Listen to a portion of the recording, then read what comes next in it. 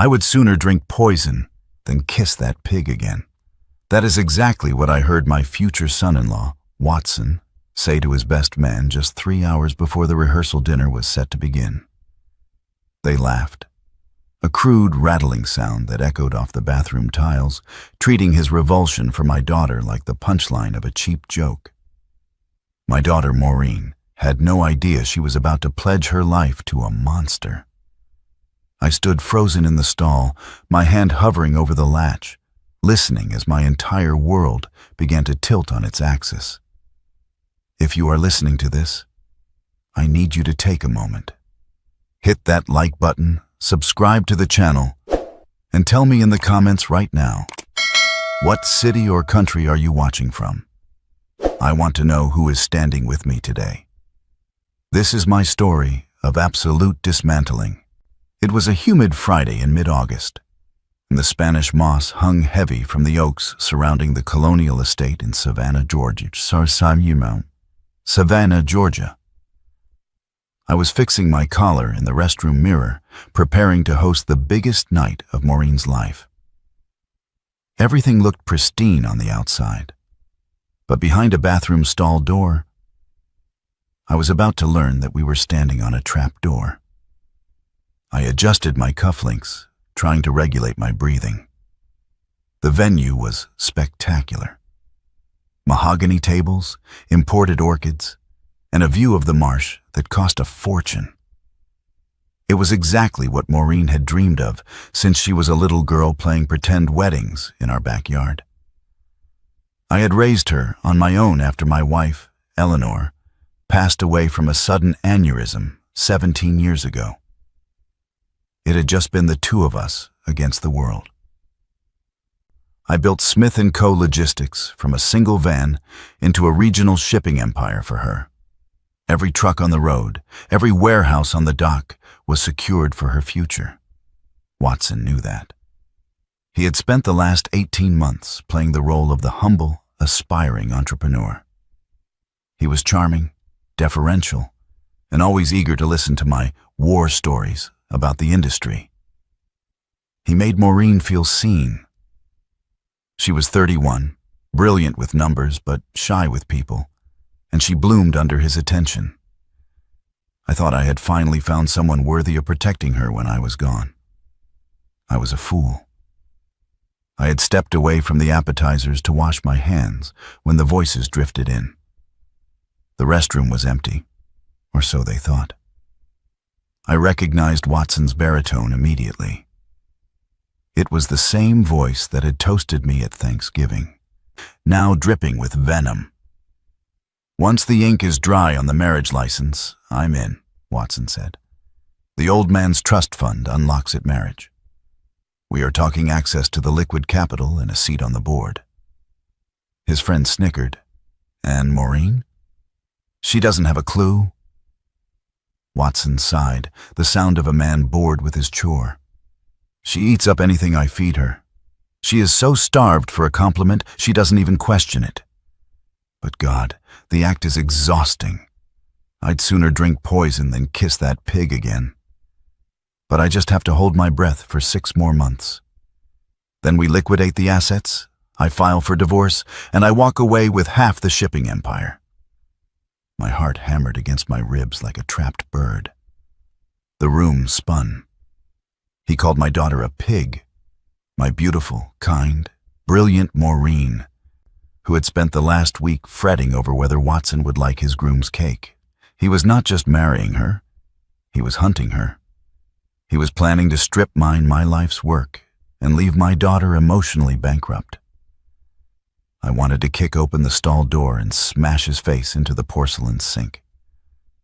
I wanted to drag him out by his expensive hair and throw him into the marsh. But I was 58 years old with a bad hip, and he was 32 and fit, more importantly. Violence would only make me look like the unstable villain. Violence would not save Maureen's inheritance or her heart. I needed something stronger than fists. I needed total annihilation. I waited until they left, washed my face with cold water, and walked back out to the party with a smile that felt like it was carved out of granite. That night, after the guests had left and Maureen had driven home with Watson, I sat in my dark study with a tumbler of scotch I didn't drink. I stared at a framed photo of Maureen from her college graduation. She looked so proud, so innocent. How do you tell your child that the person they love is a parasite? It is the hardest thing a parent can face. If you have ever had to watch someone you love walk blindly into a fire, you know the helplessness I felt. It costs you nothing to subscribe to this channel, but it cost me everything to keep this secret long enough to save her. If you believe that family is worth fighting for, even when the odds are stacked against you, please subscribe. It tells me I am not alone in this fight. I put down the glass and picked up the phone. It was 2:00 a.m., but I knew Bernie would be awake. Bernie was a former narcotics detective turned private investigator. We went back 20 years. "Bernie," I said, my voice raspy. "I have a job. It involves Watson. I need you to dig until you hit the bottom of hell." The next morning, I drove to Maureen's townhouse. It was a Saturday, and the humidity was already rising off the pavement. Watson's car was gone, supposedly at a golf scramble with clients. Maureen answered the door in her robe, looking tired but happy. "Dad, is everything okay? You left the party early last night." I sat at her kitchen island, trying to choose my words with surgical precision. "Maureen, honey, we need to talk about the wedding, about the legal side of things." Her face fell immediately. "Dad, not the prenup again. Watson already signed the one you drafted. He didn't even read it. He said he doesn't care about the money." I leaned forward. "It's not just that. Last night, I heard something. I heard Watson talking." I told her a sanitized version, leaving out the specific insult, but mentioning the discussion about liquidating the company. I watched her face, praying for a spark of doubt. Instead of doubt, I saw a wall of ice form behind her eyes. She stood up, her hands trembling. "You never gave him a chance," she snapped. "From day one, you've looked down on him because he didn't come from money. Now you're inventing conversations?" "I am not inventing anything, Maureen. The man is a fraud." "He loves me," she shouted, a desperate edge to her voice. "He is the first man who has ever loved me for me, not for Smith Logistics. You're just terrified of losing control, Dad. You are lonely and you are jealous." She pointed to the door. "If you can't be happy for me, then don't come to the wedding. Just leave." I stood there, gutted. My own daughter turning me away for the wolf in sheep's clothing. I walked out to my truck, feeling every year of my age, knowing that if I pushed harder, I would lose her forever. I had to work in the shadows now. For the next 10 days, I played the role of the repentant father. I sent flowers. I apologized for my nerves. Meanwhile, Bernie was dissecting Watson's life. I met Bernie at a dive bar near the docks on a Tuesday night. He slid a manila envelope across the sticky table. "Your boy isn't who he says he is," Bernie said, lighting a cigarette. "He claims to be a freelance consultant for tech startups, right? There is no record of him consulting for anyone in the last 4 years. The office he goes to downtown? It's a co-working space. He rents a desk for $50 a month just to have a place to sit and play on his phone." My jaw tightened. "So where's the money coming from?" Bernie tapped the folder. "Credit cards in 3 different names and loans from women." The second bomb dropped 3 days later. Bernie called me while I was inspecting a shipment at the port. "I found out where he goes when he's not at the co-working space," Bernie said. "He's got a friend, a lady friend. Her name was Dominique. She was a cocktail waitress at a casino across the state line. Bernie sent the photos to my encrypted email. There was Watson, my daughter's fiancé, sitting in a booth with a woman who looked nothing like Maureen. He was holding her hand, laughing, that same easy laugh he used to charm my investors. They had been checking into a budget motel off the interstate every Wednesday afternoon for 6 months. The timestamps on the photos corresponded perfectly with his client strategy sessions. He wasn't just stealing my money. He was mocking my daughter's devotion with every breath he took. Bernie wasn't done. He dug past the alias. Watson was actually born under the name William. He had a trail of scorched earth stretching back to Oregon. I sat in my office reading the report Bernie had compiled. 5 years ago, there was a woman named Mrs. Higgins in Portland. She was a widow with a substantial pension and a paid-off house. William had wooed her, convinced her to invest in a non-existent vineyard, and then vanished when the accounts were drained. Mrs. Higgins lost her home. She was currently living in a state-subsidized assisted living facility. There was another victim in Denver, a young heiress to a bakery chain. He had left her at the altar after securing a $50,000 loan for the honeymoon. This man was a career predator. He fed on trust. The final nail in the coffin was an audio recording Bernie managed to get. He had planted a listening device under the table at the booth where Watson met Dominique. I sat in my car, listening to the file, nausea rolling in my stomach. "She's pushing for a honeymoon in Italy?" Watson's voice sneered through the static. I told her we need to save money for our future house. God, she's pathetic. She looks at me with those big wet eyes. Dominique giggled. "How much longer, baby?" Watson laughed. "The wedding is in 3 weeks. Once I have the marriage certificate, I have legal standing. Give me 6 months to trigger the sale of the fleet. Then I dump the pig and we move to Cabo. I'll leave her with nothing but the cat." Hearing him use that word again, pig, solidified my resolve. There was no mercy left in me. I couldn't just show Maureen the folder. She was too deep in denial. She might claim the photos were doctored or the audio was taken out of context. I needed Watson to hang himself. I needed him to commit a felony in broad daylight. I called Leonard, my corporate attorney. Leonard was a shark in a 3-piece suit who had kept my company safe from unions and lawsuits for decades. I went to his office and laid everything out. I want to destroy him, Leonard. Not just break them up. I want him behind bars. Leonard reviewed the file, his face grim. If we entrap him, it's inadmissible. But if we offer him an opportunity to steal, and he takes it of his own free will, that is fraud. We need a lure, something too shiny to resist. We crafted the trap. We created a fictitious port expansion project. It was a confidential deal involving the purchase of new waterfront warehousing. A deal worth $12 million, with a projected kickback for the partners. I invited Watson to lunch. I played the tired, aging patriarch perfectly. "Watson," I said, stirring my iced tea, "I've been thinking. You're going to be family. It's time I stopped shutting you out. I have a deal moving fast, and I'm too old to handle the legwork alone.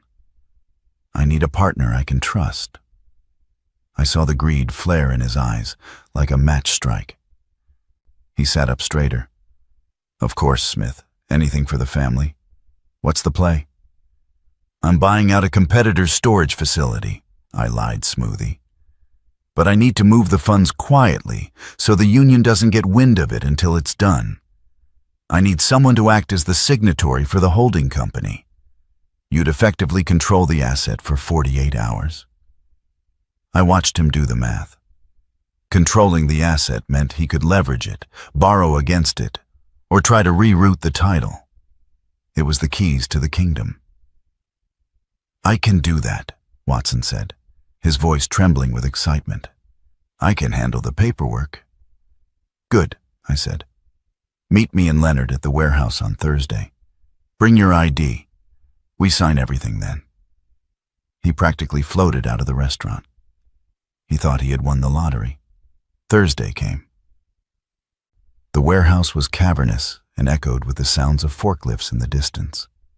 Leonard had set up a table with a mountain of documents. These were real legal documents, but the deal was a fabrication designed to transfer liability to Watson if he attempted to divert funds. "Here's the situation," Leonard explained. "To secure the purchase, we need a good faith deposit in the escrow account. But since the account is in your name, Watson, the law requires you to put up collateral." Watson hesitated. "Collateral? Just a formality," I interjected. "I'm putting up the company's ships. You just need to sign that you assume personal liability for the deposit. It's risk-free." It wasn't risk-free. It was a confession of intent to defraud if he moved a single penny. Watson didn't read the fine print. He just saw the numbers. Value, 12,000. He signed his name with a flourish. While the legal trap was snapping shut, I needed the emotional hammer. I had flown in Paul, the nephew of Mrs. Higgins, from Oregon. He was a mechanic, a man with rough hands and tired eyes. We met at a diner near the airport. "He killed her, you know," Paul said quietly, staring at his coffee. "Not with a gun, but the stress, the shame. She died 6 months after he left. Heart failure. She felt so stupid for believing him." I reached across the table and shook his hand. "He won't do it to anyone else, Paul. I promise you that." Paul agreed to be present when the hammer dropped. I needed Maureen to see the human wreckage Watson left behind. This wasn't just about money anymore. It was about justice for Mrs. Higgins and every other woman he had called a pig. The universe has a way of accelerating things. 2 days before the closing of the deal, Maureen showed up at my house. She looked pale. She was holding a briefcase, Watson's briefcase. "He left it at the apartment," she whispered, her voice shaking. "He took the wrong bag to the gym. Dad." I opened it. She walked into the living room and dumped the contents on the coffee table. There were passports with different names. There was a burner phone, and there was a printed itinerary for a flight to Cabo for 2, Watson and Dominique, dated for 3 weeks after the wedding. She had unlocked the phone. She had read the texts. She saw the messages calling her a cash cow and a stupid pig. She collapsed into my arms, sobbing so hard her whole body shook. "I didn't want to believe you," she cried. "I thought you were the villain. I defended him." I held her tight, just like I did when she scraped her knees as a kid. "It's not your fault, Maureen. He is a professional liar. He fooled everyone." She pulled back, wiping her eyes. The sadness was being replaced by a cold, hard rage. The same rage I had felt in the bathroom stall. "He thinks he's getting $12 million tomorrow," she said. "He thinks he's won." "He's getting nothing but a prison cell," I said. "Are you ready to finish this?" She nodded. "I want to be there. I want to see his face when the world falls apart." The closing was set for a private room at an upscale bistro downtown. Watson arrived wearing a new suit, looking like he owned the city. He saw me, Leonard, and surprisingly, Maureen sitting at the table. He faltered for a second, then put on his mask. "Maureen!" Daring, what a surprise. Here to celebrate the big deal? He went to kiss her cheek. She didn't move.